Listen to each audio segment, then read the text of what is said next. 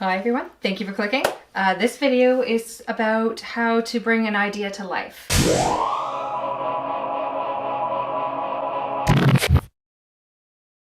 So we were presented with a problem. No one wanted to cut ribbon for the new battery removal ribbon for the Pros and the Classics. Yeah. So we... Well, I was happy to do it, but after about 50 of them, I thought, oh man, This is tedious. this is tedious. And so it's like, how can we do this? So yeah, this is how ideas are born, how ideas are created. Yeah. Right? How can we solve a problem? So obviously, there's a machine sitting beside us or behind us, which Built from stuff that you would just have lying around the house as a normal person. Yep. right. The average person just has these. So interestingly enough, all the parts that go into this ribbon cutting machine, we affectionately refer to her as Betsy. When Kayla was talking to me initially about her, it's like it got a bit of an attachment to this machine. Well, so much has gone into it because when you think about it, it's made out of, it looks very prototypey, but... Because it is. It is. But this is a scrap piece of wood from the reverberation chamber project. This is from the 2x3s from the walls in the reverberation chamber.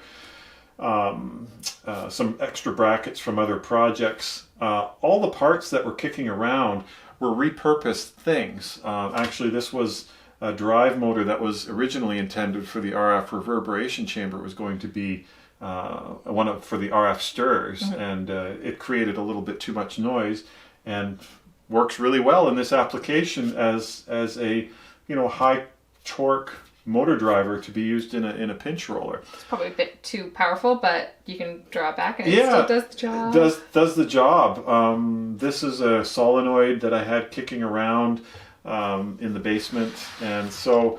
And then this was, a pair of... to order those. Yeah, a pair of scissors, and then I just drilled a little hole in there, reduced the spring tension here, and so the controller is what's really kind of interesting, because here we are working in a really high-tech company using, oftentimes the latest and greatest technology, right?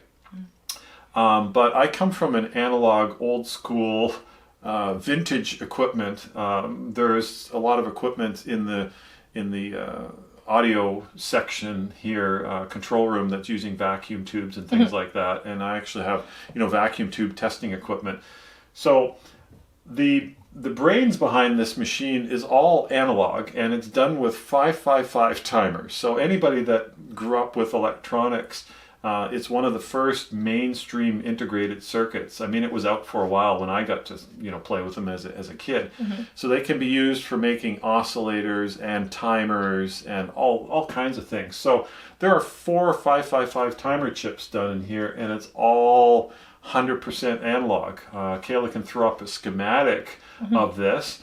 So it's using 4 timers. So the first timer is just a free running oscillator. Every couple of seconds this blue light flashes. That's how often this machine will start the process of feeding the ribbon through. Then the second timer is sort of like, okay, when I get a kick from this first timer, how long am I going to keep this pinch roller running for? So in other words, how long is the ribbon going to be? So that's the second knob here. The first knob is the frequency at which it will work, the interval. Second knob is how long will the ribbon be. And the other 2 timers is, because this is a traditional motor, it doesn't stop on a dime like modern stepper motors do.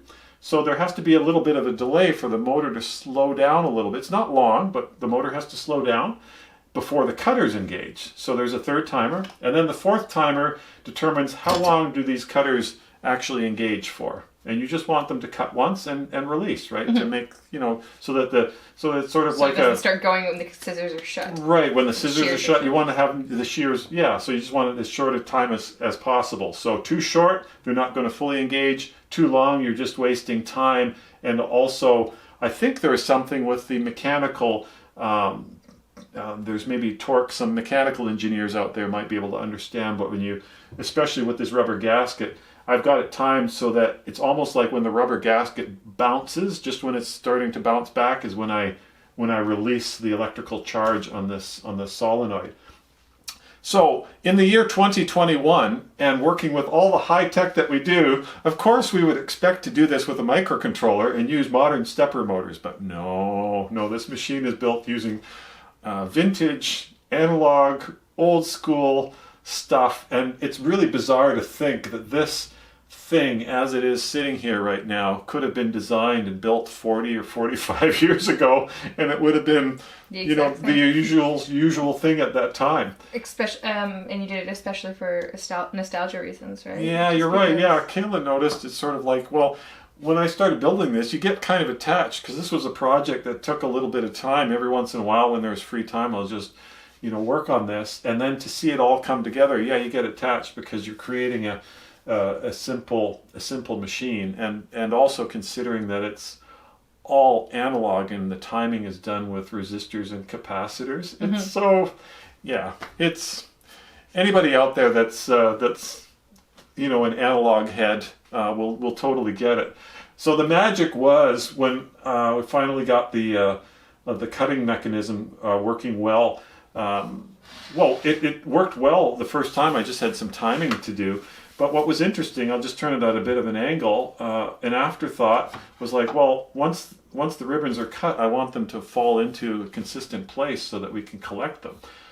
Even if they didn't, I wouldn't have cared, because it's way better than doing it by hand. Right, but just so happened, if I put this little bin here, right in this area, when I engage the machine, the cutters are so consistent that the pieces of green ribbon fly into this bin.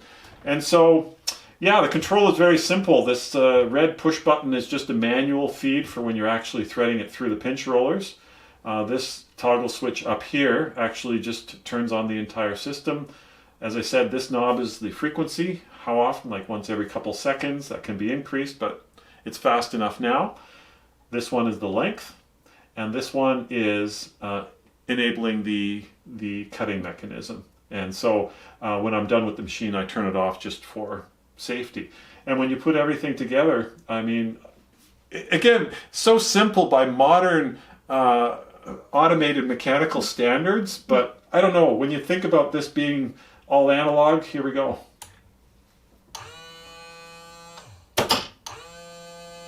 And there it is, running, doing its thing. One of the ribbons almost didn't make it into the bin. Yeah. So just let this machine run, and again, nostalgia, everything. And the other thing is, it's very organic, because it was just using materials, as Kayla said, it's just using materials around that are available. So there's some recycling, repurposing and stuff. Mm-hmm. And there's probably not another machine which looks like this. Maybe somebody wouldn't want to have a machine that looks like this. There's more sophisticated ways of doing it, of course. But hey. But where's the fun in that? Where's the fun in that? And it's getting the job done, right? So, yeah, we call her Betsy with good reason. She's doing good work for us. Yeah. So that's how an idea comes to fruition. So thank you for watching. And subscribe. Let us know what projects you guys do to make your lives easier. And leave some comments below. Thank you.